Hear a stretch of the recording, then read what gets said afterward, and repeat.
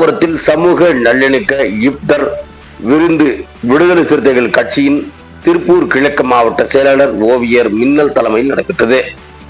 திருப்பூர் மாவட்டம் தாராபுரத்தில் விடுதலை சிறுத்தைகள் கட்சியின் சார்பாக புனித ரமலான் மாதத்தில் இஸ்லாமியர்கள் புனித நோன்பு இருந்து மாலை 6 மணிக்கு மேல் நோன்பு திறப்பது வழக்கமாக வைத்துள்ளனர்.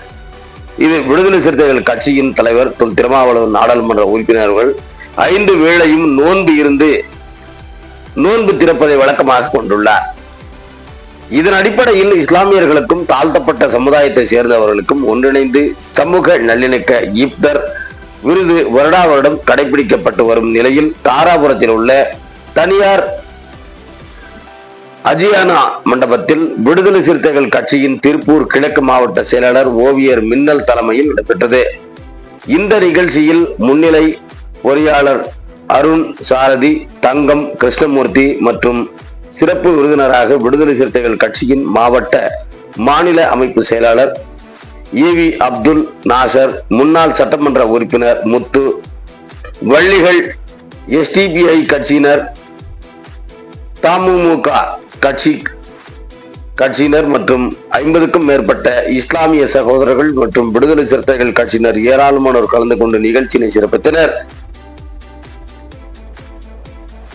இருதயராஜ், ராஜ்குமார், சிவகாமி, வின்சென்ட் ஆகியோர் நன்றி உரை தெரிவித்தனர் என்பது குறிப்பிடத்தக்கது. திருப்பூர் மாவட்டத்தின் செய்தியாளர் சாய் கிருபாகரன்.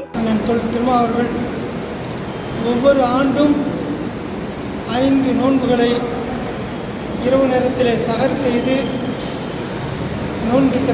நோன்பு திறக்கும் நிகழ்ச்சியை, இஃப்தார் நிகழ்ச்சியை நடத்தி கொண்டிருக்கிறார். 21 ஆண்டு காலமாக அவர் நோன்பு வைத்துக் கொண்டிருக்கின்றார். அதைத் தொடர்ந்து தமிழகம் முழுவதும் விடுதலை சிறுத்தைகள் கட்சி தொடர்ந்து இஃப்தார் நிகழ்ச்சியை நடத்தி கொண்டிருக்கிறது. தற்போது திருப்பூர் கிழக்கு மாவட்டத்தின் சார்பாக நடைபெற்ற இந்த சமூக நல்லிணக்க இஃப்தார் விருந்தில் நாங்கள் கலந்து கொண்டிருக்கின்றோம். இங்கே இருக்கின்ற ஜமாத்தர்கள் பெருவாரியாக கலந்து கொண்டிருக்கின்றார்கள். இந்த இஃப்தார் விருந்து என்பது எல்லா பகுதிகளிலும் சமூக நல்லிணக்கத்திற்காக நடந்து கொண்டிருக்கின்றது.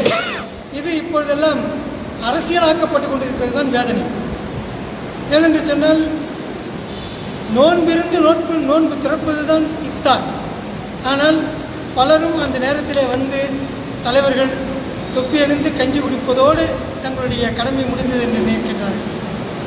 ஆனால் எழுச்சி தமிழ் அவர்கள் நோன்பிருந்து நோன்பு திறக்கிறார்கள். இப்பொழுது பார்த்தோம் என்று சொன்னால் இன்றைக்கு இந்தியாவில் இருக்கக்கூடிய வட மாநிலங்களில் இருக்கக்கூடிய நிலைமை படுமோசமாக இருக்கின்றது. இஃப்தார் நோன்பு நோக்க முடியவில்லை, இஃப்தார் செய்ய முடியவில்லை, பள்ளிவாசலுக்கு என்று தொழப்போக முடியவில்லை. ஹோலி பண்டிகைகள் அங்கே நடந்து கொண்டிருக்கின்ற காரணத்தினாலே அதை வன்முறை களமாக இன்றைக்கு மத அரசியல் செய்கின்றவர்கள் மாற்றிவிட்டார்கள். ஆனால் அந்த வகையில் இந்த தமிழ்நாடு மிக சிறப்பான ஒரு நிர்வாகத்தின் கீழே இருக்கின்ற காரணத்தினாலே, நம்முடைய ஆட்சியாளர்கள் நல்லவர்களாக இருக்கின்ற காரணத்தினாலே இங்கே மத நல்லிணக்கம் இங்கே பேணப்பட்டுக் கொண்டிருக்கின்ற நேரத்தில் இங்கே முஸ்லீம்களும் தலித்துகளும் மற்றும் அனைத்து சமூக மக்களும் இன்றைக்கு சிறப்பாக இங்கே வாழ்ந்து கொண்டிருக்கின்றோம்.